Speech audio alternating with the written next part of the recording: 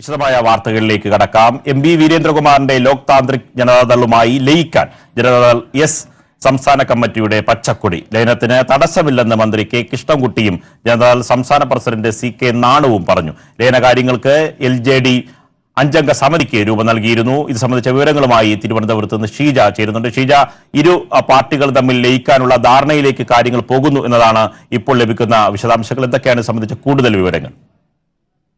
തീർച്ചയായും തിരുവനന്തപുരത്ത് ചേർന്ന ജനതാദളത്തിന്റെ സംസ്ഥാന സമിതിയിലാണ് ലയനത്തിന് അനുകൂലമായിട്ടുള്ള ഒരു തീരുമാനത്തിലേക്ക് കാര്യങ്ങൾ എത്തി നിൽക്കുന്നത്. ഇതിപ്പോൾ LJDയിൽ JDS ലയിക്കണമോ അതോ JDS LJDയിൽ ലയിക്കുമോ എന്നത് സംബന്ധിച്ച് വ്യക്തതയൊന്നും ഉണ്ടായിട്ടില്ല. പക്ഷേ ലയന നീക്കവുമായി മുന്നോട്ട് പോകാം, ഇതിനാണ് ജനതാദൾ എസ് ഇപ്പോൾ തീരുമാനിച്ചിരിക്കുന്നത്. നേരത്തെ തന്നെ ഇത്തരത്തിലുള്ള ചർച്ചകൾ പല തവണയായി നടന്നിരുന്നു.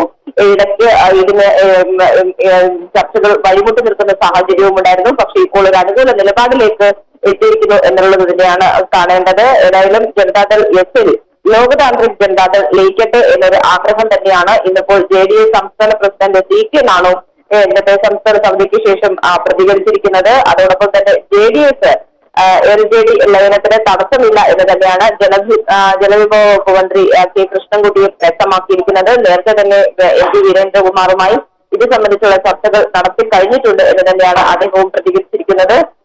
ഈ ഒരു സാഹചര്യത്തിൽ LJDയിലാകട്ടെ M.V. പ്രേംകുമാർ, ഷേഖ് ഹാരിസ്, അതോടൊപ്പം തന്നെ KC മോഹനൻ, വർഗീസ് ജോർജ് എന്നിവരടങ്ങുന്ന ഒരു സമിതിയെ ലയന കാര്യങ്ങൾ പരിശോധിക്കാൻ വേണ്ടിയിട്ട് ചുമതലപ്പെടുത്തിയിട്ടുമുണ്ട്. ഇത് രണ്ടും കാട്ടുന്നത് ഏതായാലും ലയന നീക്കവുമായി ഇരു ഘടകകക്ഷികളും മുന്നോട്ട് പോകുന്നു. അത് ഉടൻ തന്നെ ഈ ഒരു ലയന തീരുമാനം അന്തിമമായുള്ള ഒരു പ്രഖ്യാപനം അത് ഉടൻ തന്നെ ഉണ്ടായിട്ടും എന്നുള്ള സൂചനകൾ തന്നെയാണ് ഇത് നൽകുന്നത്.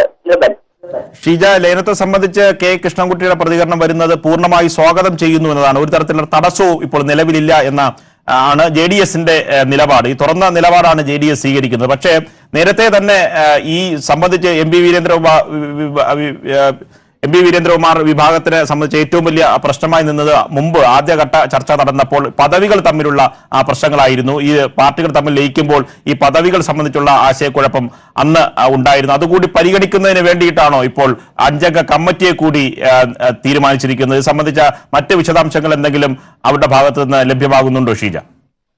തീർച്ചയായും അത്തരത്തിലുള്ള എല്ലാ സാങ്കേതിക പ്രശ്നങ്ങളും പരിശോധിക്കുക, അതിൽ വിശദമായ ഒരു പരിശോധനയിലൂടെ തന്നെ ഇതുമായി മുന്നോട്ട് പോവുക എന്നുള്ളത് തന്നെയാണ് നിലവിൽ ഇപ്പോൾ ഇരുഭാഗവും തീരുമാനിച്ചിരിക്കുന്നത്. നേരത്തെ പല തവണയായി ചർച്ചകൾ നടന്നിട്ടുണ്ട് എന്നുള്ളത് കൊണ്ട് തന്നെയാണ് അത്തരത്തിലുള്ള പ്രശ്നങ്ങൾക്കെല്ലാം പരിഹാരം കണ്ടുകൊണ്ട് ഈ ഒരു ലയന നീക്കവുമായി മുന്നോട്ട് പോകാൻ ഇരു വിഭാഗവും തീരുമാനിച്ചതും അതിന്റെ അടിസ്ഥാനത്തിൽ തന്നെയാണ് ഇത്തരത്തിൽ ഈ ഒരു അഞ്ചംഗ സമിതിയെ LJD ചുമതലപ്പെടുത്തിയിരിക്കുന്നത് കാര്യങ്ങൾ പരിശോധിക്കാൻ.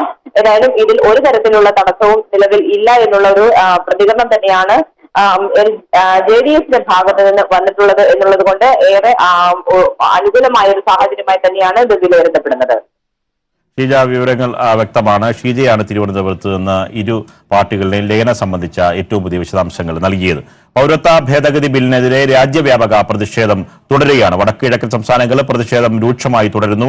വ്യാപകമായ അക്രമങ്ങളും റിപ്പോർട്ട് ചെയ്തിട്ടുണ്ട്. വടക്കുകിഴക്കൻ സംസ്ഥാനങ്ങളിൽ ബന്ധും തുടരുകയാണ്. കർശന സുരക്ഷയാണ് പ്രതിഷേധങ്ങളെ തുടർന്ന് ഒരുക്കിയിരിക്കുന്നത്. ദില്ലിയിലും പ്രതിഷേധം ശക്തം. CPIM ദില്ലി സംസ്ഥാന കമ്മിറ്റിയുടെ നേതൃത്വത്തിൽ ദില്ലിയിൽ പ്രതിഷേധം നടത്തി. നാളെ രാജ്യസഭയുടെ പരിഗണനയ്ക്ക് ബില്ല് വരുന്ന സാഹചര്യത്തിൽ ഇടത് MPമാരുടെ പാർലമെന്റ് വളപ്പിൽ പ്രതിഷേധവും സംഘടിപ്പിച്ചു.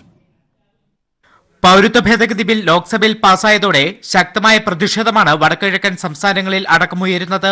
നോർത്ത് ഈസ്റ്റ് സ്റ്റുഡന്റ്സ് ഓർഗനൈസേഷൻ ഇന്ന് കിഴക്കൻ സംസ്ഥാനങ്ങളിൽ 12 മണിക്കൂർ ബന്ദിന് ആഹ്വാനം ചെയ്തിട്ടുണ്ട്. ത്രിപുരയിലും ആസാമിലുമാണ് ഏറ്റവും ശക്തമായ പ്രതിഷേധം അരങ്ങേറുന്നത്. ആസാമിൽ മുഖ്യമന്ത്രി സർബാനന്ദ സോനോവാളിന്റെയും സംസ്ഥാന BJP അധ്യക്ഷന്റെയും വസതിക്ക് മുന്നിലേക്ക് സമരക്കാർ പ്രതിഷേധ പ്രകടനം നടത്തി. പ്രധാനമന്ത്രിയുടെ കോലം കത്തിച്ചു. വ്യാപക അക്രമങ്ങളും അരങ്ങേറുന്നു. വടക്കുകിഴക്കൻ സംസ്ഥാനങ്ങൾക്ക് പുറമെ രാജ്യതലസ്ഥാനത്തും ശക്തമായ പ്രതിഷേധമാണ് നടക്കുന്നത്. CPIM ദില്ലി സംസ്ഥാന കമ്മിറ്റിയുടെ നേതൃത്വത്തിൽ പ്രതിഷേധം സംഘടിപ്പിച്ചു. ജനങ്ങളുടെ മൗലികാവകാശങ്ങൾക്ക് മേലുള്ള ആക്രമണമാണെന്ന് പ്രകാശ് കാരാട്ട് പ്രതികരിച്ചു. Gathered here to protest against the attack on the fundamental rights of citizens and violation of human rights of large sections of people in India through the citizenship amendment bill which is there in Parliament, which is going to deprive a section of people based on their religion of citizenship. പ്രതിഷേധം വ്യാപകമായതിനെ തുടർന്ന് വടക്കുകിഴക്കൻ സംസ്ഥാനങ്ങളിൽ കർശന സുരക്ഷയാണ് ഒരുക്കിയിട്ടുള്ളത്. നാളെ രാജ്യസഭയിൽ bill എത്തുന്ന സാഹചര്യത്തിൽ പ്രതിഷേധം ശക്തമാകും. ഇടത് എംപിമാർ ഇന്ന് പാർലമെന്റ് വളപ്പിൽ പ്രതിഷേധിച്ചു. ഏറെ വിവാദങ്ങൾക്കും ആശങ്കകൾക്കും വഴിവെച്ചിട്ടുള്ള പൗരത്വ ഭേദഗതി ബില്ലിനെതിരെ പ്രതിഷേധം രാജ്യവ്യാപകമായി തന്നെ ആളിക്കത്തുന്നു. വടക്കുകിഴക്കൻ സംസ്ഥാനങ്ങളിൽ ആരംഭിച്ച പ്രതിഷേധങ്ങൾ ദില്ലിയിലും അലയടിച്ചു തുടങ്ങി. ദില്ലിയിൽ നിന്നും ക്യാമറാമാൻ അതുൽ CS-നൊപ്പം വിഷ്ണു തലവൂർ. പൗരത്വ ബിൽ ഭരണഘടന അട്ടിമറിക്കുന്നതാണെന്ന് CPM general secretary Sitaram Yechury പ്രതികരിച്ചു. ഭരണഘടന അനുസരിച്ച് വ്യക്തിയുടെ പൗരത്വം മതത്തെ അടിസ്ഥാനപ്പെടുത്തി നിർവചിക്കാൻ കഴിയില്ല. രാജ്യത്തെ ജനങ്ങളെ വിഭജിക്കാനും അതുവഴി രാജ്യത്തെ ഹിന്ദു രാഷ്ട്രമാക്കാനുമാണ് ബില്ലിലൂടെ കേന്ദ്ര സർക്കാരിന്റെ ശ്രമം. ഇതിനെതിരെ പൊതുജന പങ്കാളിത്തത്തോടെ പ്രതിഷേധം സംഘടിപ്പിക്കുമെന്നും ബില്ലിനെ നിയമപരമായി നേരിടുമെന്നും സീതാറാം യെച്ചൂരി കൊച്ചിയിൽ പ്രതികരിച്ചു. Citizenship Amendment Bill, according to us, is completely violative of our Constitution. This is something that is not acceptable. According to the Indian Constitution, citizenship of a person cannot be determined by the religious affiliation. And by doing this, they want to sharpen communal polarization. They want to divide the people of India and convert our secular democratic republic, as the Constitution puts it, into a Hindutva Rashtra of their variety. Kochi ഉദയംപേരൂരിൽ ഭാര്യയെ കൊലപ്പെടുത്തിയ കേസിൽ ഭർത്താവും കാമുകിയും അറസ്റ്റിലായി. ചങ്ങനാശ്ശേരി സ്വദേശി പ്രേംകുമാർ, തിരുവനന്തപുരം സ്വദേശിനി Sunitha baby എന്നിവരാണ് അറസ്റ്റിലായത്. പ്രേംകുമാറിന്റെ ഭാര്യ ചേർത്തല സ്വദേശിനി വിദ്യയാണ് 2.5 മാസം മുമ്പ് തിരുവനന്തപുരത്ത് വെച്ച് കൊല്ലപ്പെട്ടത്. പ്രതികളെ തൃപ്പൂണിത്തറ കോടതി 14 ദിവസത്തേക്ക് റിമാൻഡ് ചെയ്തു. ഉദയംപേരൂരിൽ വാടകയ്ക്ക് താമസിക്കുന്ന പ്രേംകുമാർ കഴിഞ്ഞ സെപ്റ്റംബർ 20-നാണ് ഭാര്യ വിദ്യയുമായി തിരുവനന്തപുരത്ത് എത്തിയത്. തന്റെ ചികിത്സയ്ക്ക് വേണ്ടിയാണ് തിരുവനന്തപുരത്ത് എത്തിയതെന്ന് ഭാര്യയെ പറഞ്ഞ് ധരിപ്പിച്ച ശേഷം പേയാടുള്ള ഒരു വില്ലയിലാണ് താമസിച്ചത്. അന്ന് രാത്രി ഭാര്യയ്ക്ക് അമിതമായ അളവിൽ മദ്യം നൽകിയ ശേഷം മയക്കി കിടത്തി കയറുകൊണ്ട് കഴുത്തിൽ വരിഞ്ഞു മുറുക്കി കൊലപ്പെടുത്തി. തുടർന്ന് കാമുകി സുനിത ബേബിയെ വിളിച്ചുവരുത്തി. ഇതിനുശേഷം ഇരുവരും ചേർന്ന് മൃതദേഹം കാറിൽ കയറ്റി തിരുനെൽവേലിയിലെത്തി. അവിടെ ഹൈവേക്ക് സമീപം ആളൊഴിഞ്ഞ പ്രദേശത്ത് മൃതദേഹം ഉപേക്ഷിച്ച് മടങ്ങി. പിന്നീട് ഉദയംപേരൂരിലെത്തിയ ഇയാൾ ഭാര്യയെ കാണാനില്ലെന്ന് പോലീസ് സ്റ്റേഷനിൽ പരാതി നൽകി. അന്വേഷണം വഴിതെറ്റിക്കാൻ ദൃശ്യം സിനിമയെ അനുകരിച്ച് ഭാര്യയുടെ മൊബൈൽ ഫോൺ ദീർഘദൂര ട്രെയിനിൽ ഉപേക്ഷിക്കുകയും ചെയ്തു. പിന്നീട് ഒരാഴ്ചയ്ക്ക് ശേഷം പ്രേംകുമാർ മുൻകൂർ ജാമ്യം തേടി കോടതിയെ സമീപിച്ചതാണ് അന്വേഷണത്തിൽ വഴിത്തിരിവായത്. ACP വിശ്വനാഥ്. ഈ ലേഡി മിസ്സിംഗ് ആണെന്ന് പറഞ്ഞ് ലേഡിയുടെ ഹസ്ബൻഡ് വന്നു തന്ന പരാതിയിൽ അന്വേഷണം ആരംഭിച്ചു. ഈ വ്യക്തി ഒരാഴ്ച നമ്മുടെ ഇൻവെസ്റ്റിഗേഷൻ സ്റ്റാർട്ട് ചെയ്തു. കൂടുതലായിട്ട് നമ്മൾ അന്വേഷിച്ചു. ചോദ്യം ചെയ്യലുകളും മറ്റു കാര്യങ്ങളൊക്കെ തുടങ്ങിയപ്പോൾ ഇദ്ദേഹം പോയി ഒരു ആന്റിസിപ്പേറ്ററി ബെയിൽ എടുത്ത ഒരു സംഭവം ഉണ്ടായിരുന്നു. അതെന്തിനാണെന്ന് ആ സമയത്താണ്, കാരണം ഒരു നോർമൽ കേസിലെ മിസ്സിംഗ് കേസുകളിൽ ഒരിക്കലും ഒരു കംപ്ലൈനന്റ് അത് ചെയ്യാത്തതാണ്. അപ്പം അത് ഞങ്ങൾ ഡൗട്ട് ഉണ്ടാക്കി. ഇൻവെസ്റ്റിഗേഷൻ ആ സമയത്ത് ഒന്നുകൂടി ടൈറ്റാക്കി. ഹയർ പോലീസ് അതോറിറ്റീസിൽ പോലീസ് ഹാരസ്മെന്റിന് കംപ്ലൈന്റും കൊടുത്തു. സോ അതിനുശേഷം ഇദ്ദേഹം പോലീസ് ഓഫീസുകളിലെല്ലാം കയറി ഇറങ്ങി കേസ് അന്വേഷിക്കുന്ന, കേസ് എഴുതുന്ന പോലീസ് ഉദ്യോഗസ്ഥരെ ടാർണിഷ് ചെയ്തുകൊണ്ടുള്ള നടപടികളിലോട്ടും ഇദ്ദേഹം പോയി. ദൃശ്യം സിനിമ മോഡൽ തന്നെയാണ് ഇതിനകത്ത് ഇവർ യൂസ് ചെയ്തിരുന്നത്. ഇവർ ഈ ലേഡിയുടെ മൊബൈൽ ഫോൺ, ഇൻട്രസ്റ്റിംഗ് ആയിട്ടുള്ള ഫാക്ട്, ഇതിന് മുമ്പ് ഇവർ പലപ്പോഴും പോയിട്ടുണ്ടെങ്കിലും അപ്പോഴെല്ലാം ഇവർ ലൈവ് ആയിരുന്നു. ഇവരുടെ ഫാമിലി എല്ലാവരും ഇവരായിട്ട് കോൺടാക്റ്റിലുണ്ടായിരുന്നു. പക്ഷേ this time what happened was, ഈ ഫോൺ അവർ ഏതായിരുന്നു, ട്രെയിൻ ഏതായിരുന്നു, നേത്രാവതി എക്സ്പ്രസിനകത്ത് വാഷ്റൂമിൻ്റെ അടുത്തുള്ള ഈ ഡസ്റ്റ്ബിൻ ഉണ്ട്, ആ ഡസ്റ്റ്ബിനകത്ത് സ്വിച്ച് ഓൺ ചെയ്തിട്ട് ഇട്ടിരുന്നു.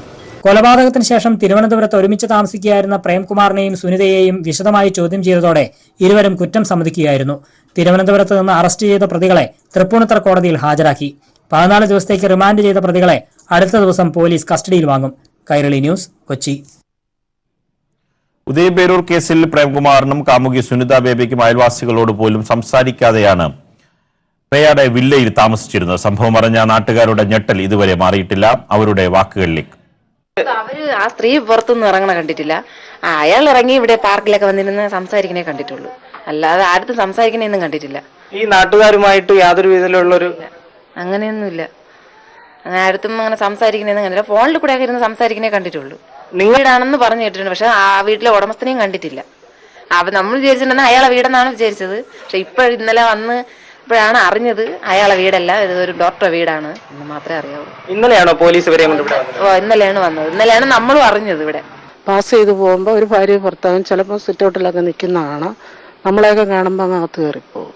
പിന്നെ ഞെട്ടലോട് തന്നെയാണ് ഞങ്ങൾ അറിയുന്നത്. ഞങ്ങൾ ഈ വില്ലയ്ക്കകത്ത് അങ്ങനെ മറ്റു പ്രശ്നങ്ങളൊന്നുമില്ല. വളരെ ശാന്തമായ ഒരു സ്ഥലമാണ്. പ്രേംകുമാറും കാമുകിയും കൊല നടത്തിയത് തിരുവനന്തപുരത്തെ പേയാടുള്ള വീട്ടിൽ വച്ചാണ്. 4 മാസത്തോളം വാടകയ്ക്ക് താമസിച്ചിരുന്ന ഇവർ കൊലപാതകത്തിനു ശേഷം വീട് വിട്ട് പോയി. നാട്ടുകാരുമായും ഇവർക്ക് അടുത്ത ബന്ധമില്ല. റിനു ശ്രീധർ തയ്യാറാക്കിയ റിപ്പോർട്ടിലേക്ക്. ഇതാണ് തിരുവനന്തപുരത്തെ പേയാട്ടുള്ള S26 എന്ന വില്ല. ഇവിടെ വെച്ചാണ് പ്രേംകുമാറും കാമുകിയും ചേർന്ന് സ്വന്തം ഭാര്യയായ വിദ്യയെ കഴുത്തുഞെരിച്ച് കൊലപ്പെടുത്തിയത്.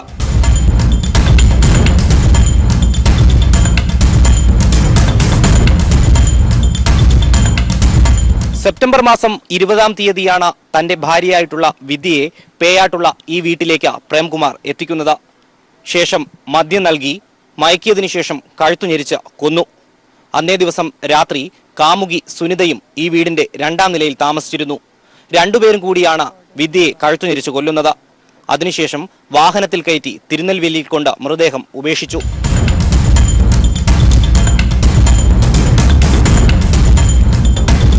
ഏകദേശം 4 മാസത്തോളം കാലമായി പ്രേംകുമാറും സുനിതയും ഈ വീട്ടിൽ താമസം ആരംഭിച്ചിട്ട്. നാട്ടുകാരോട് ആരോടും ഇവർക്ക് യാതൊരുവിധ ബന്ധവുമില്ല. ആരെങ്കിലും അങ്ങോട്ട് സംസാരിച്ചാൽ മുഖം തിരിച്ചു പോകുന്നതല്ലാതെ ഒന്നും മിണ്ടില്ല. അതുകൊണ്ട് തന്നെ ഈ കൊലപാതകം അറിഞ്ഞ നാട്ടുകാർ ഞെട്ടലിൽ തന്നെയാണ്. അവര് ആ സ്ത്രീ പുറത്തൊന്നും ഇറങ്ങണ കണ്ടിട്ടില്ല. അയാൾ ഇറങ്ങി ഇവിടെ പാർക്കിലൊക്കെ വന്നിരുന്ന് സംസാരിക്കണേ കണ്ടിട്ടുള്ളൂ. അല്ലാതെ ആരും സംസാരിക്കണേന്നും കണ്ടിട്ടില്ല.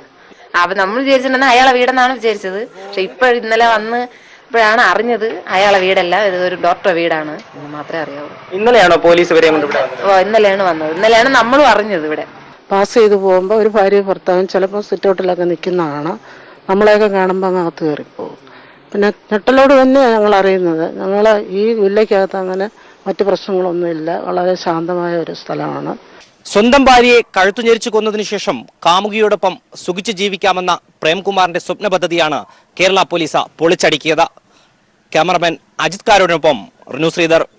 വാർത്തകളിലേക്ക് മടങ്ങിയെത്താം. അരുണാചൽ പ്രദേശിൽ BJP MLAക്കെതിരെ ബലാത്സംഗ പരാതി. ഗോരുഖ് പോർഡുക് ബലാത്സംഗം ചെയ്തെന്ന് വനിതാ ഡോക്ടറുടെ പരാതി. പോലീസ് കേസ് അട്ടിമറിക്കുന്നുവെന്നും പരാതിയിലുണ്ട്. ഇത് സംബന്ധിച്ച വിവരങ്ങളുമായി ന്യൂസ് ഡെസ്കിൽ നിന്ന് ഹെയ്തി ചേരുന്നുണ്ട്. ഹെയ്തി, അതായത് ഒരു MLAക്കെതിരെയാണ്, BJP MLAക്കെതിരെയാണ് ഇപ്പോൾ പരാതി വന്നിട്ടുള്ളത്. നേരത്തെ ഉന്നാവ് കേസ് അറിയാം, അവിടെയും BJPയുടെ MLA ആയിരുന്നു. തുടരെയുള്ള പീഡനങ്ങൾ, ആ പീഡനങ്ങളൊക്കെ തന്നെ ഭരണ രംഗത്തുള്ളവർ തന്നെ ഇതിൽ പ്രതികളായി വരുന്നു. തീർത്തും അരക്ഷിതമായ അന്തരീക്ഷത്തിലേക്ക് ഇന്ത്യ പോവുകയാണ്. ഏറ്റവും അവസാനത്തെ ഉദാഹരണമാണ് ഇപ്പോൾ പുറത്തു വരുന്നത്. എന്തൊക്കെയാണ് സംബന്ധിച്ച വിശദാംശങ്ങൾ ഹേദി? തീർച്ചയായും റിബൺ, രാജ്യം സാക്ഷ്യം വഹിച്ചത് അല്ലെങ്കിൽ രാജ്യത്തിന് വളരെയധികം ഞെട്ടിച്ച കാര്യമായിരുന്നു ഉന്നാവിലെ കൂട്ടബലാത്സംഗം. അതിനുശേഷം BJP സർക്കാരിന്റെ വീഴ്ച എന്ന് തന്നെ എടുത്തു പറയാൻ പറ്റുന്ന രീതിയിൽ BJP MLA തന്നെ ഗോരുഖ് പോർഡങ് ആണ് ഇത്തരത്തിലുള്ള മ്ലേച്ഛമായ ഒരു കാര്യം ചെയ്തത്, അല്ലെങ്കിൽ ബലാത്സംഗ പരാതി അദ്ദേഹത്തിനെതിരെ വന്നത്. അരുണാചൽ പ്രദേശിലെ ഒരു ഡോക്ടർ നൽകിയ പരാതിക്ക് പുറത്താണ് ഇത്തരത്തിലുള്ള എഫ്ഐആർ രേഖപ്പെടുത്തിയത്. എഫ്ഐആറിൽ തന്നെ BJP സർക്കാർ അട്ടിമറിക്കാൻ ശ്രമം നടത്തുന്നു, അതുപോലെ തന്നെ കേസ് അട്ടിമറിക്കാനുള്ള ശ്രമങ്ങൾ BJP സർക്കാർ നേരിട്ട് ഇടപെടുന്നു എന്നുള്ള രീതിയിൽ പരാതിക്കാരി ഉന്നയിച്ചിട്ടുണ്ട്. വൈദ്യപരിശോധനയെ വൈകിപ്പിക്കുന്നതിനെ സംബന്ധിച്ചും ഇത്തരത്തിലുള്ള ആരോപണങ്ങൾ അല്ലെങ്കിൽ ഇത്തരത്തിലുള്ള അട്ടിമറി പരാതിക്കാരി ഉന്നയിച്ചിട്ടുണ്ട്. അതുപോലെ തന്നെ എടുത്തു പറയേണ്ട ഒരു കാര്യം തന്നെയാണ്, എഫ്ഐആർ ഫയർ ചെയ്തതിനു ശേഷം പോലീസ് BJP MLAയുടെ വീട്ടിലേക്ക് ചെന്നപ്പോൾ അവിടെ ആരെയും കാണാൻ കഴിഞ്ഞില്ല എന്ന കാഴ്ചയാണ്. അവിടെ MLA എവിടെയാണ് എന്നുള്ള കാര്യത്തിലും ഒരു ചോദ്യം തന്നെയാണ് പോലീസിന്റെ അടുത്ത് ബാക്കി നിൽക്കുന്നത്. പക്ഷേ ഇപ്പോഴും നീതി ലഭിക്കാതെ ഇരിക്കുന്ന ഒരു അവസ്ഥയാണ്, നീതി എന്നത് ആശങ്കയായി നിൽക്കുന്ന ഒരു അവസ്ഥയാണ് പരാതിക്കാരിയുടേത്. ഡോക്ടറായിട്ടുള്ള പരാതിക്കാരി ഇപ്പോഴും എടുത്തെടുത്ത് പറയുന്ന കാര്യം തന്നെയാണത്. കേസ് അട്ടിമറിക്കാനുള്ള ശ്രമം നടത്തുന്ന BJP സർക്കാരിന്റെ ഇത്തരത്തിലുള്ള കാര്യങ്ങൾ BJP സർക്കാരിന്റെ വീഴ്ചയെ തന്നെയാണ് രാജ്യത്തിന് മുന്നിൽ ചൂണ്ടിക്കാണിക്കുന്നത്. നിർബൻ ഹേദി, ഇതിൽ ഏറ്റവും പ്രധാനപ്പെട്ടത് നേരത്തെ നമ്മൾ സൂചിപ്പിച്ചതുപോലെ BJPയുടെ ഒരു MLA ആണ്, ജനപ്രതിനിധിയാണ്, അയാൾക്കെതിരെയാണ് കേസ്. കേസ് കൊടുത്തപ്പോൾ ഒരു നടപടിയും ഇതുവരെ സ്വീകരിച്ചിട്ടില്ല എന്നും ആ പരാതിക്കാരി പറയുന്നുണ്ട്. ഇപ്പോൾ കേസിനാസ്പദമായ സംഭവം നടക്കുന്നത് എപ്പോഴാണ്? അത് സംബന്ധിച്ച മറ്റ് പോലീസ് നൽകുന്ന ഭാഷ്യത്തെക്കുറിച്ച് എന്തെങ്കിലും വിശദാംശങ്ങൾ ഈ ഘട്ടത്തിൽ ലഭ്യമാണോ ഹേദി? നടക്കുന്നത് 1 മാസം മുന്നേ ആണ് എന്നാണ് ഏറ്റവും പുതുതായി ലഭിച്ച വിവരം. അതിനുശേഷം ഭീഷണിപ്പെടുത്തുകയും മറ്റു ചില രാഷ്ട്രീയപരമായിട്ടുള്ള കാര്യങ്ങളിൽ ഇരയെ ഭീഷണിപ്പെടുത്തുന്ന രീതിയിലുള്ള കാര്യങ്ങളെല്ലാം BJP MLAയുടെ ഭാഗത്തു നിന്ന് ഉണ്ടായിട്ടുണ്ടെന്നാണ് പരാതിയിൽ ഉന്നയിച്ചിട്ടുള്ളത്. FIR രേഖപ്പെടുത്തിയതിൽ എന്തോ കൃത്രിമമുണ്ട് എന്നാണ് ഇപ്പൊ ഏറ്റവും പുതിയതായി അതായത് പരാതിക്കാരി ഉന്നയിക്കുന്നത്. BJP സർക്കാരിന്റെ ഒരു അട്ടിമറി, BJP സർക്കാർ കേസ് അട്ടിമറിക്കാൻ ശ്രമിക്കുന്നത് കൊണ്ട് തന്നെ ഇരയ്ക്ക് നീതി ലഭിക്കുന്ന കാര്യത്തിൽ ഇപ്പോഴും ചോദ്യചിഹ്നം ബാക്കി നിൽക്കുക തന്നെയാണ് ചെയ്യുന്നത്. നീതിക്കായി ഇപ്പോഴും വിവിധ മാധ്യമങ്ങളെ കണ്ടുകൊണ്ടിരിക്കുകയാണ് പരാതിക്കാരി. വൈദ്യപരിശോധന ഈ പറഞ്ഞ പോലെ വൈകിപ്പിക്കുന്നതിനും എല്ലാം BJP സർക്കാരിന്റെയും ഈ MLAയുടെ ഒരു ഇടപെടലും എല്ലാം ഉണ്ട് എന്നാണ് ഇപ്പോൾ ഏറ്റവും പുതുതായി ലഭിക്കുന്ന വിവരങ്ങൾ.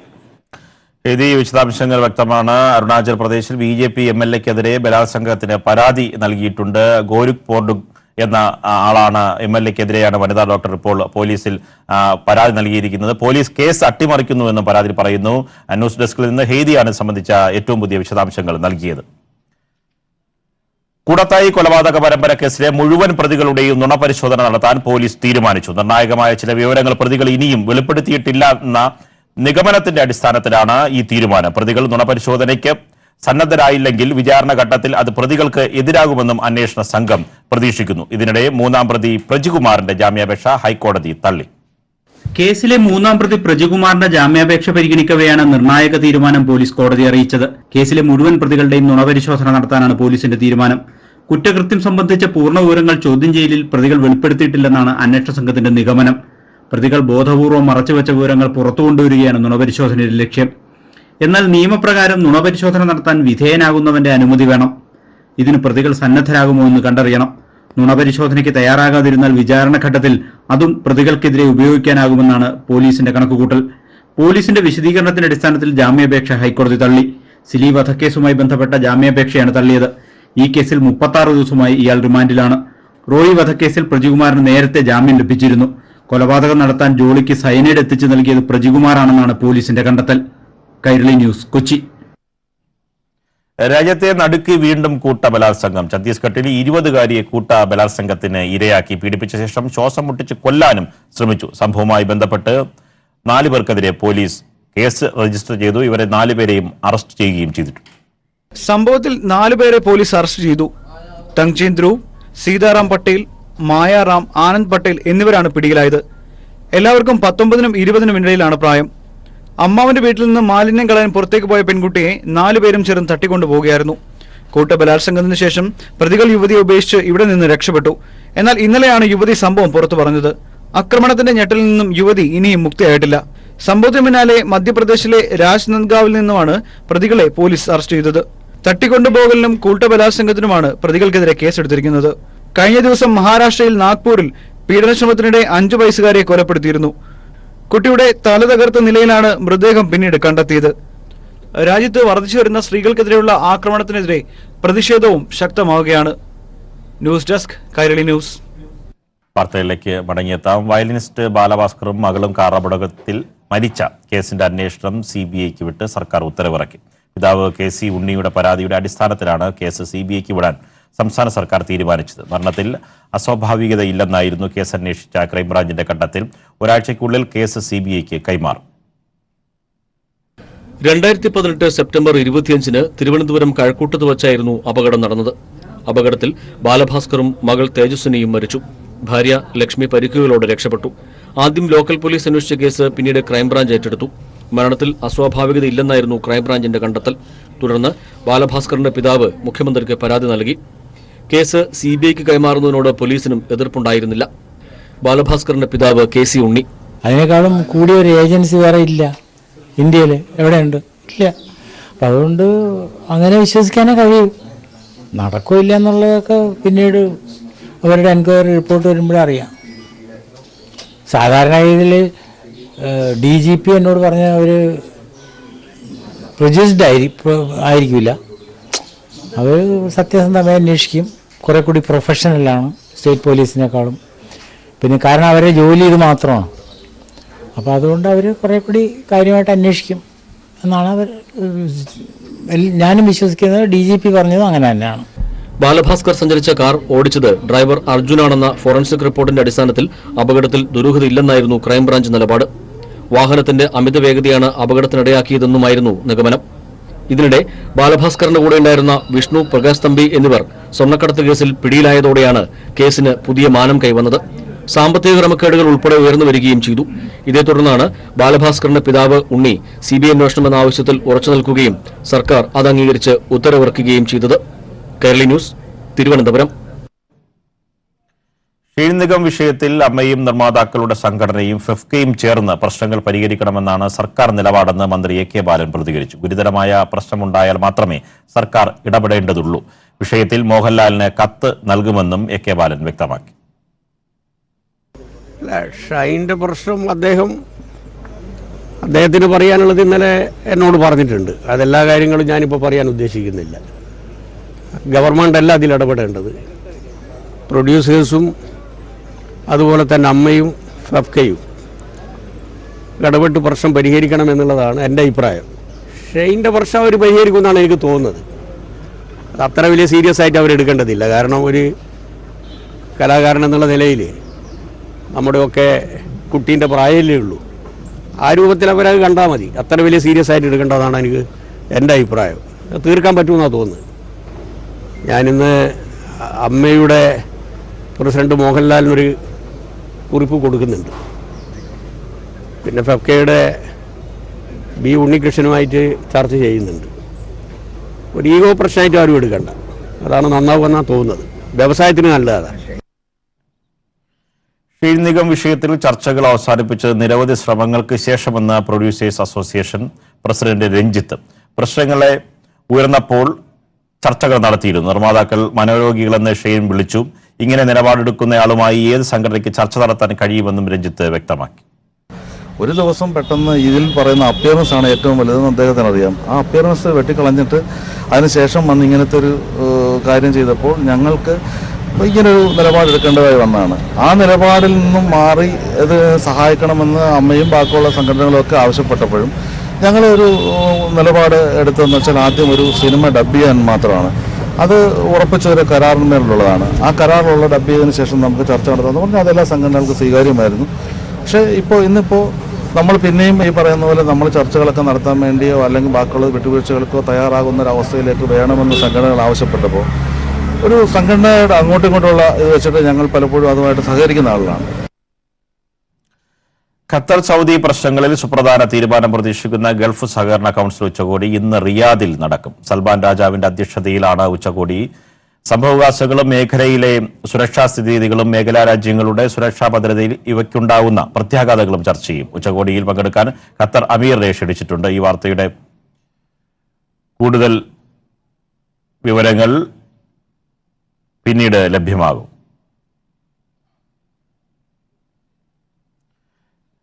കൊച്ചിയിൽ BPCL സ്വകാര്യവൽക്കരണത്തിൽ സമരത്തെ അഭിസംബോധന ചെയ്തുകൊണ്ട് CPM general secretary Sitaram Yechury സംസാരിക്കുകയാണ്. എന്റെ തത്സമയ സംപ്രേഷണത്തിലേക്ക്.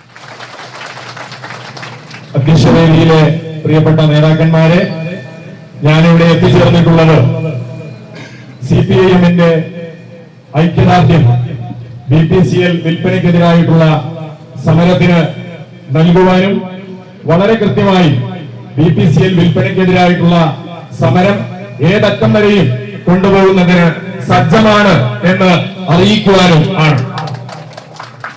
The BPCL was formed after the oil sector was nationalized and the SO was converted into the BPCL, and that was done because the international oil companies, they were making super profits from India and exploiting the Indian economy and the Indian people.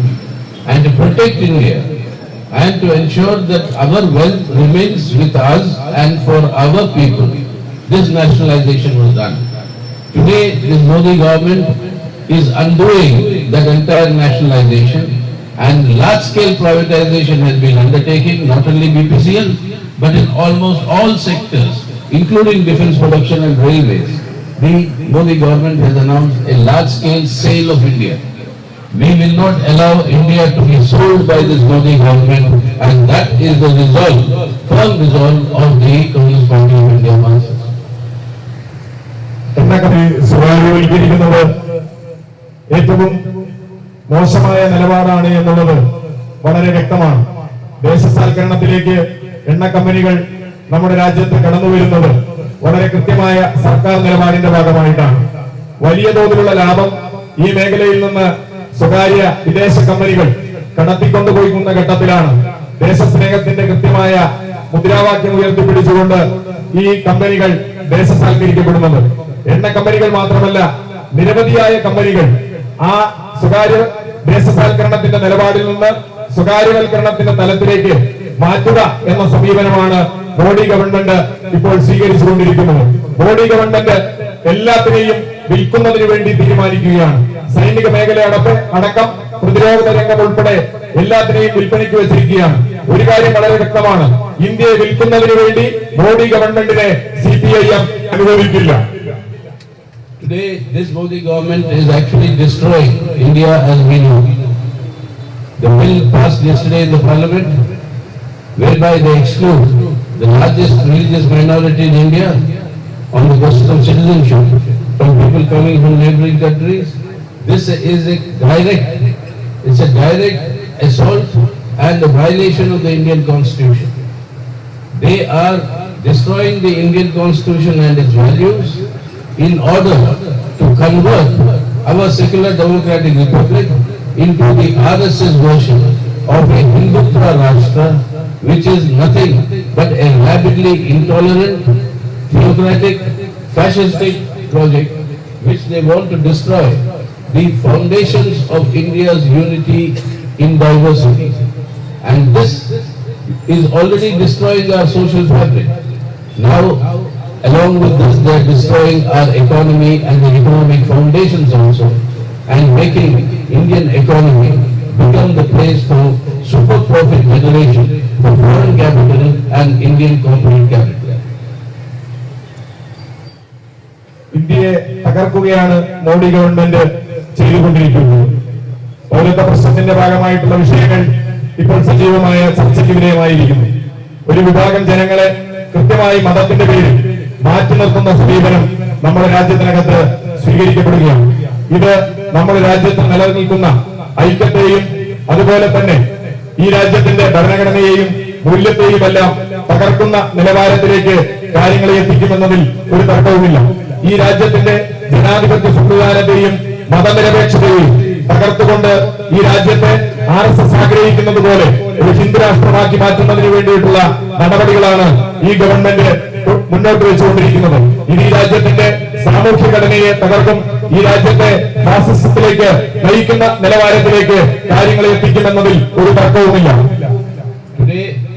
In order to implement their project of converting a secular democratic India into their concept of Hindutva Rashtra, they are spreading an atmosphere of hate, violence and an atmosphere of anarchy all over the country. What is happening with our sisters, this sort of brutal gang rapes and murder that are happening all over the country that we see today is part of this project of trying to create and destabilize the social stability in our country. And these sort of attacks against Dalits, against Muslims, against women, that is destroying the social fabric of India. And in order to get the sanction for such destruction, in order to get the international support for such destruction, India's public assets are being sold for a song to foreign capital and Indian corporates so that they'll support this Modi government because they are going to earn super profits and greater profits. This is a very sinister project for destroying India as we know of it, and that will have to be resisted by all Indian patriots. It is not Hindutva nationalism that Modi and RSS put forward. It is Indian patriotism. And that patriotism today demands we have to save the BPCL, we have to save the public sector, we have to save India, and the CPIM is determined to do that. മതനിരപേക്ഷതയിൽ നിന്ന് ഈ രാജ്യത്തെ ഒരു ഹിന്ദു രാഷ്ട്രമാക്കി മാറ്റുന്നതിന് വേണ്ടിയിട്ടുള്ള നിലപാടുകളുമായി മുന്നോട്ട് പോകുന്നതിന്റെ ഭാഗമായിട്ടാണ് നമ്മുടെ രാജ്യത്തിനകത്ത് ഏറ്റവും ശക്തമായി കൊണ്ടിരിക്കുന്ന വിദ്വേഷ പ്രചരണങ്ങൾ. ആ വിദ്വേഷ പ്രചരണങ്ങളാണ് പെൺകുട്ടികൾക്ക് നേരെയുള്ള ആക്രമണങ്ങളിലേക്ക് കലാശിച്ചുകൊണ്ടിരിക്കുന്നത്. ഈ ആക്രമണങ്ങൾ പെൺകുട്ടികൾക്ക് നേരെ മാത്രമല്ല, ദളിതർക്ക് നേരെ, മുസ്ലിങ്ങൾക്ക് നേരെ എല്ലാം തുടർച്ചയായി ഉണ്ടായിക്കൊണ്ടിരിക്കുകയാണ്. ഈ രാജ്യത്തിന്റെ എല്ലാ സാമൂഹ്യ ഘടനയെയും തകർത്ത് തരിപ്പണമാക്കിക്കൊണ്ടിരിക്കുന്ന നയങ്ങളുമായി ഇവർ മുന്നോട്ട് പോകുമ്പോൾ സാർവദേശീയ തലത്തിൽ അവർക്ക് പിന്തുണ കിട്ടുന്നതിന് വേണ്ടിയിട്ടാണ് ഇന്ത്യയുടെ എണ്ണപ്പെട്ട കമ്പനികൾ ഉൾപ്പെടെ വലിയ ലാഭത്തിന് കുത്തക മുതലാളിമാർക്ക് വിൽക്കുന്നതിന് വേണ്ടിയിട്ടുള്ള നടപടികളുമായി ഇവർ മുന്നോട്ട് പോയിക്കൊണ്ടിരിക്കുന്നത്. തീർച്ചയായും ഈ രാജ്യത്തെ രക്ഷിക്കുന്നതിന് വേണ്ടി, പൊതുമേഖലയെ രക്ഷിക്കുന്നതിന് വേണ്ടി, BPCL രക്ഷിക്കുന്നതിന് വേണ്ടി ദേശസ്നേഹികളായിട്ടുള്ള മുഴുവൻ ആളുകളുടെയും ശക്തമായ പ്രതിരോധം ആവശ്യമാണ്. ആ പ്രതിരോധത്തിന് നേതൃത്വം കൊടുക്കുന്നതിന് വേണ്ടി CPIM സന്നദ്ധമാണ് എന്ന് ഈ അവസരത്തിൽ ഞാൻ പ്രഖ്യാപിക്കുകയാണ്. What is the logic of privatizing or selling off BPCL? This is a company which is being continuously making profits over the last so many years. Over the last 5 years, it has got a net profit of more than 5,000 crores of rupees. 15,000 crores in the last 5 years. Out of that, it has paid a dividend to the government, or the dividends to the tune of nearly 2,000 crores. And in spite of the profit generation, the Modi government says we are selling out the public sector because it is a loss-making proposition. Indian people's money is locked up in the public sector. We want to sell out the public sector, realize its value, and use it for people's welfare and development. This is doing the opposite. You are selling off an asset that is giving you profits, that is doing public service. I think the largest amount of gas cylinders produced and sold in India, BPCL is among the largest of those companies. What else is this but actually providing services to the people? The real reason behind this is something else, and that is what is meant by crony capitalism of this Modi government. BPCL വിൽക്കുന്നതിന്റെ യുക്തി എന്താണ്? BPCL വലിയ ലാഭം സർക്കാരിനുണ്ടാക്കി കൊടുക്കുന്ന കമ്പനിയാണ്. കഴിഞ്ഞ 5 വർഷത്തെ ലാഭം എന്നുള്ളത് 15,000 കോടി രൂപയാണ് എന്നുള്ളത് നമുക്കറിയാം. സർക്കാരിന് നൽകേണ്ട എല്ലാ വിഹിതവും കൃത്യമായി BPCL കമ്പനി നൽകുകയാണ്. BPCL കമ്പനിയുടെ പ്രവർത്തനത്തിന്റെ ഭാഗമായി നിരവധിയായ സാമൂഹ്യ സുരക്ഷ പദ്ധതികളും നടപ്പിലാക്കപ്പെടുന്നുണ്ട്. മോഡി ഗവൺമെന്റ് ആദ്യം പറഞ്ഞുകൊണ്ടിരുന്നത് പൊതുമേഖലാ സ്ഥാപനങ്ങൾ നഷ്ടത്തിലാണ്, അതുകൊണ്ട് അവയെ വിൽക്കാതെ മുന്നോട്ട് പോകാൻ കഴിയില്ല എന്നുള്ളതാണ്. പൊതുജനങ്ങൾ പൊതുമേഖലാ സ്ഥാപനങ്ങളുടെ നഷ്ടം സഹിക്കേണ്ടവരല്ല എന്ന ന്യായമാണ് മോഡി പറഞ്ഞുകൊണ്ടിരുന്നത്. എന്നാൽ BPCL അടക്കമുള്ള കമ്പനികൾ നോക്കൂ, ആ കമ്പനികളെല്ലാം വലിയ ലാഭത്തിലാണ്. ആ ലാഭത്തിലുള്ള കമ്പനികളെയാണ് വിൽപ്പനയ്ക്ക് വേണ്ടി വെക്കുന്നത്. നമുക്കറിയാം, നമ്മുടെ രാജ്യത്തിനകത്ത് LPG സിലിണ്ടറിന്റെ വിതരണവുമായി ബന്ധപ്പെട്ട ഏറ്റവും വലിയ ഓഹരി കൈകാര്യം ചെയ്യുന്നത് BPCL കമ്പനിയാണ്. അങ്ങനെ നിരവധിയായ കാര്യങ്ങൾ നമ്മുടെ മുമ്പിലുണ്ട്. തീർച്ചയായും ഈ നിലപാട് ഗവൺമെന്റ് സ്വീകരിക്കുന്നത് ചങ്ങാത്ത മുതലാളിത്തവുമായിട്ടുള്ള അവിശുദ്ധ കൂട്ടുകെട്ടിന്റെ ഭാഗമായിട്ടാണ്. അത് ഈ കൂട്ടുകെട്ട് നമ്മുടെ നാടിനെ തകർക്കുമെന്നതിൽ ഒരു തർക്കവുമില്ല. What is the real reason? The real reason is to ensure that the corporate friends of Mr. Modi, they continue to make greater profit. If BPCL is sold out, which is the private corporate company which gains the most? And if that private corporate company bids for BPCL, that will be the scam. When we will know who will bid for the BPCL, and in that scam it will be clear that it is that private corporate who is Mr. Modi's friend, very close friend, and that if they take it up, the total monopoly in the oil sector will be hands of the Reliance Petroleum. And that is the real game. The real game is to hand over Indian assets, public assets, to the private corporates who are financing the election campaigns and the political activities of the BJP and the RSS. And that is why you find nowadays in elections, it is not politics. It is money that is playing the major role, and that is what is happening all over the country, where our democratic system is being destroyed. This is the level of crony capitalism that they practice for the last 5 years, and now they are practicing with greater vigor and greater vengeance. ഈ BPCL വിൽപ്പനയുടെ യഥാർത്ഥ കാരണം നമുക്കെല്ലാവർക്കും കൃത്യമായിട്ടറിയാം. അത് മോഡിയുടെ corporate സ്റ്റേറ്റിനെ സഹായിക്കുന്നതിന് വേണ്ടിയിട്ടുള്ള നിലപാടിന്റെ ഭാഗമായിട്ടാണ്.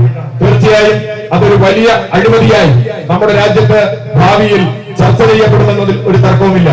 എണ്ണ മേഖലയ്ക്കകത്ത് കുത്തകയായി റിലയൻസ് മാറുന്നത് ഇതിന്റെ തുടർച്ചയിൽ നമുക്ക് കാണുന്നതിന് വേണ്ടി കഴിയും.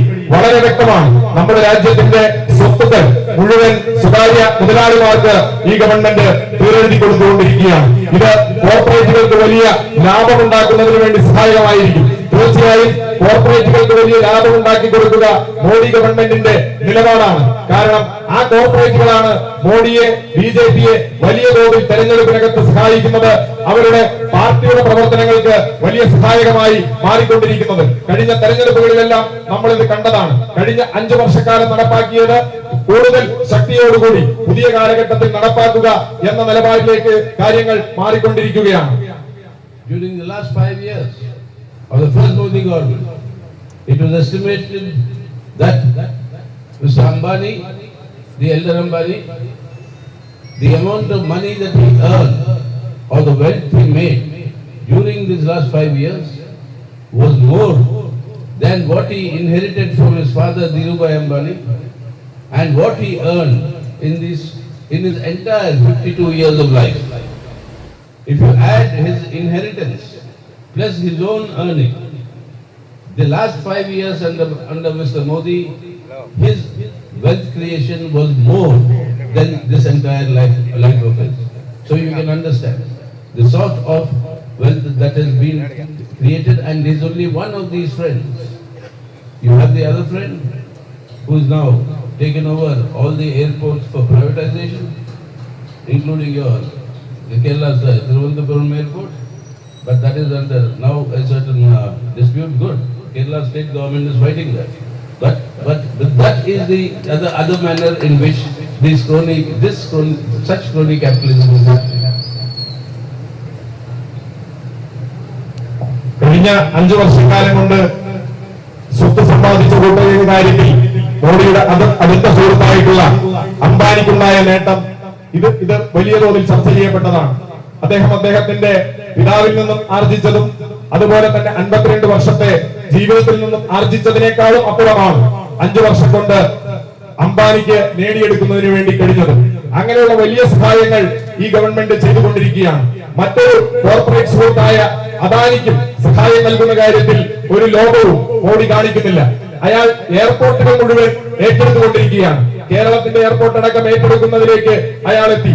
ആ നിലപാടിനെതിരായി വളരെ ശക്തമായ പ്രതിരോധം കേരളത്തിലെ ഗവൺമെന്റിന് ഉയർത്താൻ കഴിഞ്ഞത് ഒരു രാഷ്ട്രീയ നിലപാടിന്റെ ഭാഗമായിട്ടാണ്. ഇത്തരത്തിൽ വലിയ മുതലാളിമാർക്ക് സമ്പത്ത് കൊയ്തെടുക്കുന്നതിന് വേണ്ടിയുള്ള അവസരം നിരന്തരമായി സൃഷ്ടിക്കപ്പെട്ടുകൊണ്ടിരിക്കുന്നു എന്ന യാഥാർത്ഥ്യം നമ്മുടെ മുമ്പിലുണ്ട്.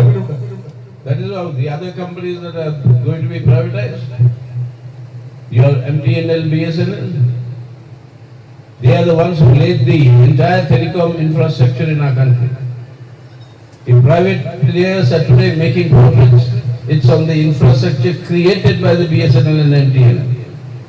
And if these two companies are being sold, everybody knows who is the beneficiary. And who is the main telecom operator today who will benefit from the entire thing, which company. In some years ago when I was in the parliament, when the Jio telecommunication thing was launched, the launch of the Jio telecommunication, that day when it was launched, all over India, in all papers, all languages, there was a front page color advertisement of Prime Minister Narendra Modi launching the Jio. That day he happened to be in the Rajya Sabha when I was also there. So then I happened to tell him. He said, sir, you have changed the course of, you are trying to change the course of India's history. Somebody said, why? What do you mean? I said, Netaji Subhash Chandra Bose formed the INA and gave us the slogan of Jai Hind. Even today, when two security people meet each other, they don't say Namaskar, they say Jai Hind. Jai Hind is their greeting. I said, you are changing history by now converting Jai Hind into Geo Hind. Geo Hind, and that is the way in which you are changing your Indian history. Telecom രംഗത്ത് ഇന്നുണ്ടായ നേട്ടങ്ങളുടെ എല്ലാം പിന്നിൽ പ്രവർത്തിച്ചിട്ടുള്ളത് MTNL BSNL ആണ് എന്നുള്ളത് നമുക്ക് എല്ലാവർക്കും അറിയാം. ആ MTNLനെയും BSNLനെയും സ്വകാര്യവൽക്കരിക്കുന്നതിന്റെ ഭാഗമായി അതിനെ ഇല്ലാതാക്കുന്നതിന്റെ ഭാഗമായിട്ടുള്ള നേട്ടങ്ങൾ സ്വകാര്യ കമ്പനികൾക്ക് വലിയ തോതിൽ ലഭിക്കുകയാണ്. ഇതിന്റെ ഗുണഭോക്താവ് ഈ സ്വകാര്യ കമ്പനികളാണ്. ഞാൻ പാർലമെന്റിൽ ഉണ്ടായ സമയത്താണ് നമ്മുടെ രാജ്യത്തിനകത്ത് ജിയോ റിലയൻസ് പുറത്തു കൊണ്ടുവരുന്നത്. അവരത് വലിയ തോതിൽ പ്രചരണത്തോടു കൂടിയാണ് അതിന്റെ നമ്മുടെ രാജ്യത്തിനകത്ത് പ്രവർത്തനം ആരംഭിച്ചത്. പത്രങ്ങൾ മുഴുവൻ അതിനെക്കുറിച്ചുള്ള വാർത്തകൾ ഏറ്റവും ആദ്യ പേജിൽ തന്നെ ചിത്രസഹിതം നൽകിയിരുന്നു. അത് മോഡി ഇതിന്റെ പ്രവർത്തനം ആരംഭിക്കുന്നതിന്റെ ചിത്രസഹിതമുള്ള വാർത്തകളായിരുന്നു. അതിന്റെ തുടർച്ചയിൽ പാർലമെന്റിനകത്ത് ഞാൻ പറഞ്ഞു, നമ്മുടെ രാജ്യത്തിന്റെ ചരിത്രം ഇവർ മാറ്റിക്കൊണ്ടിരിക്കുകയാണ്. നേതാജി സുഭാഷ് ചന്ദ്രബോസ് നമ്മുടെ രാജ്യത്തിനകത്ത് ഏറ്റവും പ്രധാനപ്പെട്ട മുദ്രാവാക്യം സംഭാവന ചെയ്തതിൽ ഒന്ന് ജയ് ഹിന്ദ് എന്ന മുദ്രാവാക്യമാണ്. 2 മിലിറ്ററി ഉദ്യോഗസ്ഥന്മാർ പരസ്പരം കാണുമ്പോൾ അവർ അഭിവാദ്യം ചെയ്യുന്നത് ജയ് ഹിന്ദ് എന്ന് പറഞ്ഞുകൊണ്ടാണ്. അങ്ങനെ ഈ രാജ്യത്തിന്റെ പൊതുമുദ്രാവാക്യമായി മാറിയ ജയ് ഹിന്ദിനെ ഈ ഗവൺമെന്റ്, മോഡിയുടെ ഗവൺമെന്റ് ജിയോ ഹിന്ദാക്കി മാറ്റി എന്നുള്ളതാണ് യാഥാർത്ഥ്യം. ആ യാഥാർത്ഥ്യം നമ്മുടെ രാജ്യത്തിനകത്ത് തിരിച്ചറിയപ്പെടണം. That is why today they are privatizing the defense industry. The ordnance factories, the ordnance factory workers, the unions there, they have heroically resisted and they stopped the manner in which this government wanted to sell the ordnance factories, but this is only a temporary respite they got. But nevertheless, it is through struggles that we will be able to stop this loot of India. This loot of India is happening.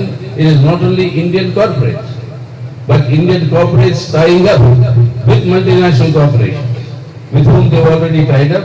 And that is why today you find, whether it is for the Kashmir issue, whether it is the Citizenship Amendment Bill, whether it is the NRC, the National Register of Citizens, on all these matters, most of the Western countries do not say anything because Modi has promised a lot of economic benefit to those countries who are today in the midst of a very, very severe global economic crisis. So it is this big conspiracy that is happening against India. What is being looted is the wealth of our people. And that loot of our wealth we cannot accept. That is why we say, Mr. Modi, please understand, the owners of India's public sector, the owner of BPCL today is the people of India. It is the Indian people. The governments that come and go are only managers.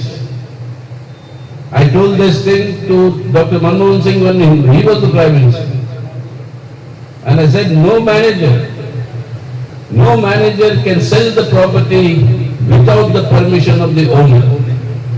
You cannot sell BPCL today without taking permission of the Indian people,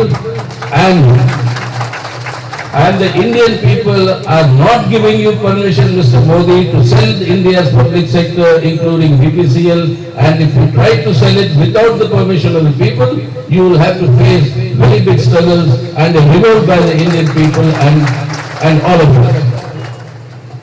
പ്രതിരോധ മേഖലയിലും സ്വകാര്യവൽക്കരണം അതിശക്തമായി government നടപ്പാക്കിക്കൊണ്ടിരിക്കുകയാണ്. ഇത് യഥാർത്ഥത്തിൽ ഈ രാജ്യത്തെ കൊള്ളയടിക്കുന്നതിന് സമാനമാണ്. നമ്മുടെ രാജ്യത്തിനകത്ത് ഇത്തരം കൊള്ളകൾ നിരന്തരമായി ഉണ്ടായിക്കൊണ്ടിരിക്കുന്നു എന്നതാണ് യാഥാർത്ഥ്യം. ഇതിന്റെ ഭാഗമായി തന്നെ ചില നയങ്ങൾ നമ്മുടെ രാജ്യത്തിനകത്ത് നടപ്പാക്കപ്പെടുകയാണ്. ഇപ്പോൾ കാശ്മീർ പ്രശ്നമാകട്ടെ, പൗരത്വ പ്രശ്നമാകട്ടെ, ദേശീയ പൗരത്വ രജിസ്റ്ററുകളുടെ വിഷയമാകട്ടെ, ഇതെല്ലാം നമ്മുടെ രാജ്യത്തിനകത്ത് നടപ്പാക്കപ്പെടുമ്പോൾ പടിഞ്ഞാറൻ രാജ്യങ്ങളിലെ ഭരണാധികാരികളൊന്നും ഇതിനെതിരായി ഒരു വർത്തമാനവും പറയുന്നില്ല. അതിന് പ്രധാനപ്പെട്ട കാരണം ഈ രാജ്യത്ത് നടപ്പാക്കുന്ന സ്വകാര്യവൽക്കരണ നയം ഇവിടത്തെ വൻകിട മുതലാളിമാരെ മാത്രമല്ല അന്തർദേശീയ മുതലാളിമാരെ കൂടി സഹായിക്കുന്നുണ്ട് എന്നുള്ളതാണ്. അന്തർദേശീയ മുതലാളിമാരും നമ്മുടെ രാജ്യത്തെ വൻകിട കുത്തകളും തമ്മിലുള്ള ബന്ധം വളരെ വ്യക്തമാണ്. നമ്മുടെ രാജ്യത്തിനകത്തെ സർക്കാരുകൾ എന്ന് പറഞ്ഞാൽ ഈ രാജ്യത്തിനകത്തെ ജനങ്ങളെ കാത്തു സംരക്ഷിക്കേണ്ടവരാണ്. ഈ രാജ്യത്തിന്റെ പൊതുസ്വത്ത് നിലനിർത്തുന്നവരാണ് നമ്മുടെ രാജ്യത്തിന്റെ ഭരണാധികാരികൾ. ഈ രാജ്യത്തിന്റെ പൊതുമേഖലകളുടെ ഉടമകൾ എന്ന് പറയുന്നത് നമ്മുടെ രാജ്യത്തെ ജനങ്ങളാണ്. സർക്കാരുകൾ കേവലം മാനേജർമാർ മാത്രമാണ്, കൈകാര്യകർത്താക്കൾ മാത്രമാണ്. ഇത് മൻമോഹൻ സിംഗ് ഗവൺമെന്റിന്റെ കാലഘട്ടത്തിൽ ഞാൻ പറഞ്ഞതാണ്. നമ്മുടെ രാജ്യത്തിന്റെ സ്വത്തുക്കളുടെ യഥാർത്ഥ ഉടമകളായ ജനങ്ങളുടെ അനുമതിയില്ലാതെ, അവരുടെ സമ്മതമില്ലാതെ നിലപാടുകൾ സ്വീകരിച്ചാൽ അതിനെതിരായിട്ടുള്ള പ്രതിരോധം അതിശക്തമായി നമ്മുടെ രാജ്യത്തിനകത്ത് ഉയർന്നു വരും. ഈ നാട്ടിലെ ജനങ്ങളുടെ സമ്മതമില്ലാതെ BPCയെ വിൽക്കുന്നതിനാണ് നിങ്ങൾ ഉദ്ദേശിക്കുന്നതെങ്കിൽ ഏറ്റവും ശക്തമായ പ്രതിരോധ നില മോഡി ഗവൺമെന്റിനെതിരായി ഉയർന്നു വരുമെന്നുള്ളതിൽ ഒരു തർക്കവും വേണ്ട. That is why today I am here to express my complete solidarity with all of you in this struggle. A coming period is going to be a period of very big struggles. The 8th of January, the All India strike call given by the Central State Unions is not only going to be confined to the working class and to the industrial strike, but all the Kisan organizations in the country. There is a very large Kisan Coordination Committee of nearly 200 organizations. All the Kisan organizations and the agricultural labor organizations have all given a call for a Gramin Bandh, that is a rural bandh, on the 8th of January. So it is going to be a concerted action of the working class, the peasantry and the agricultural labor. Along with this, the democratic organizations of women, students, youth and all of us have also given their call, and tomorrow the left parties will be meeting and we will be issuing. The CPIM has already issued a call, and that is continuing now, that the whole of December against privatization. There is a big movement that is going on all over the country. In Bengal, there is a nearly 300 kilometer long march that in Bengal that has been organized against privatization. And again, this issue, yesterday there was a very big meeting, and this movement against privatization will continue, and the left parties will also give a call so that it will culminate on the 8th of January. So that will be a big struggle, but that will only be the beginning of the struggle, because we will have to carry forward the struggle in a much bigger way in order to save India's public assets. Public assets is the foundation of India's economy, its prosperity and the future. So we all have to tell the government, the Modi government, this BPCL struggle is not only a struggle of its employees to save their jobs. It is the struggle to save India today, to save Indian assets today. And it is that Indian assets today that have to be protected so that we can move towards building a better India. ഈ സമരത്തിന് ഐക്യദാർഢ്യം പ്രഖ്യാപിച്ചുകൊണ്ടാണ് ഞാനിവിടെ വന്നത്. ഈ രാജ്യത്തിനകത്ത് വലിയ പ്രതിരോധങ്ങൾ ആവശ്യമാണ്. ജനുവരി മാസം 8-ാം തീയതി നടക്കുന്ന പൊതുമണി മുടക്ക് തീർച്ചയായും അത്തരത്തിലുള്ള ഉജ്ജ്വലമായ പ്രതിരോധത്തിന് നാന്ദി കുറിക്കുന്ന ഒരു സന്ദർഭമാണ്. ആ സമരത്തിനകത്ത് നമ്മുടെ രാജ്യത്തിനകത്തെ പണിയെടുക്കുന്ന തൊഴിലാളികൾ മാത്രമല്ല, കർഷക ജനവിഭാഗങ്ങൾ ആകെ തന്നെ അണിനിരക്കുന്ന സമരമായി അത് മാറാൻ പോകുകയാണ്. യഥാർത്ഥത്തിൽ ഗ്രാമീണ ഉള്ളിരിയത്തിന്റെ പണിമുടക്കത്തിലേക്ക് എത്തിച്ചേരുകയാണ്. ഒരു ഗ്രാമീണ ബന്ദ് നമ്മുടെ രാജ്യത്ത് ഉണ്ടാകുന്നതിന് വേണ്ടി പോവുകയാണ്. ഗ്രാമീണ മേഖലയ്ക്കകത്ത് പണിയെടുക്കുന്ന കർഷകരും കർഷക തൊഴിലാളികളും അതുപോലെ തന്നെ തൊഴിലാളികളും ഇവർക്കൊപ്പം ബഹുജനങ്ങളും അണിചേർന്നുകൊണ്ടുള്ള ഉജ്ജ്വലമായ സമരം നമ്മുടെ രാജ്യത്തിനകത്ത് തുടക്കം കുറിക്കുന്നതിന്റെ, സമാരംഭം കുറിക്കുന്നതിന്റെ ഒരു സുദിനമായി ജനുവരി 8 മാറാൻ വേണ്ടി പോവുകയാണ്. സ്വകാര്യവൽക്കരണത്തിനെതിരായിട്ടുള്ള ഏറ്റവും ശക്തിയായ സമരങ്ങൾ നമ്മുടെ രാജ്യത്തിന്റെ പല ഭാഗങ്ങളിലും ഇപ്പോൾ ശക്തിപ്പെട്ടുകൊണ്ടിരിക്കുകയാണ്. ബംഗാളിൽ കഴിഞ്ഞ ദിവസം 300 കിലോമീറ്റർ മാർച്ച് ചെയ്തുകൊണ്ട് സ്വകാര്യവൽക്കരണത്തിനെതിരായിട്ടുള്ള അത്യുജ്വലമായ സമരം നടന്നു. അതിന്റെ വലിയ പൊതുസമ്മേളനവും കഴിഞ്ഞ ദിവസം ചേരുകയുണ്ടായി. ഇത് ഇന്ത്യയുടെ പൊതുവായ ഒരു വികാരമായി മാറിക്കൊണ്ടിരിക്കുകയാണ്. ഇന്ത്യയുടെ സ്വത്തുക്കൾ, ഈ രാജ്യത്തിന്റെ സ്വത്തുക്കൾ, ജനങ്ങളുടെ സ്വത്തുക്കൾ അത് കൊള്ളയടിക്കുന്നതിനെതിരായിട്ടുള്ള ഏറ്റവും ശക്തമായ സമരം നമ്മുടെ രാജ്യത്തിനകത്ത് എല്ലാ മേഖലയിലും പടരാൻ വേണ്ടി പോവുകയാണ്. BPCL സ്വകാര്യവൽക്കരണത്തിനെതിരായി തൊഴിലാളികളും മറ്റ് ജനവിഭാഗങ്ങളും നടത്തിക്കൊണ്ടിരിക്കുന്ന സമരം അവരുടെ തൊഴിൽ മാത്രം സംരക്ഷിക്കുന്നതിനുള്ള സമരമല്ല, അതിനപ്പുറത്തേക്ക് ഈ രാജ്യത്തിന്റെ സ്വത്തുവകകൾ സംരക്ഷിക്കുന്നതിന് വേണ്ടിയിട്ടുള്ള, ഈ നാടിനെ സംരക്ഷിക്കുന്നതിന് വേണ്ടിയിട്ടുള്ള സമരമാണ് എന്ന് തിരിച്ചറിയപ്പെടേണ്ടതുണ്ട്. That is why I have come to express my solidarity and an appeal to all of you.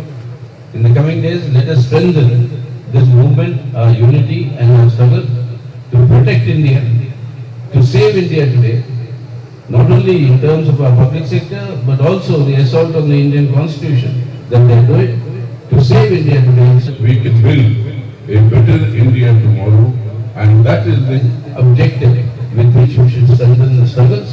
In the coming days, your BPCL struggle will also intensify. The struggle in other sectors which are being privatized will also intensify, and a big movement against this Modi government for this economic loot will be built up. We must all be soldiers of that movement to protect India on the basis of Indian patriotism and to create saving India today to changing India for the better tomorrow. You will all come forward in the larger struggle with that confidence. I once again convey my direct salute and greetings to all of you who are there in the struggle today. You are in the struggle today, and we will all together save India, save public sector, save BPCL today. Thank you. ഈ സമരം ശക്തിപ്പെടുത്തിക്കൊണ്ടുപോകണമെന്നുള്ള കാര്യത്തിൽ ഒരു തർക്കവുമില്ല.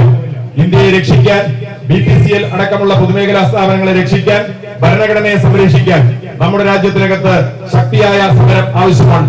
മോഡി ഗവൺമെന്റിന്റെ സാമ്പത്തിക കൊള്ളക്കെതിരായിട്ടുള്ള സമരത്തിൽ ദേശസ്നേഹികളായിട്ടുള്ള മുഴുവൻ ആളുകളും സമരഭടന്മാരെ പോലെ അണിനിരക്കുന്നതിന് വേണ്ടി സന്നദ്ധമാകണം. നമ്മുടെ രാജ്യത്തെ രക്ഷിക്കണം, BPCL രക്ഷിക്കണം എന്ന് മാത്രം പറഞ്ഞുകൊണ്ട് ഞാൻ എന്റെ വാക്കുകൾ ചുരുക്കുന്നു.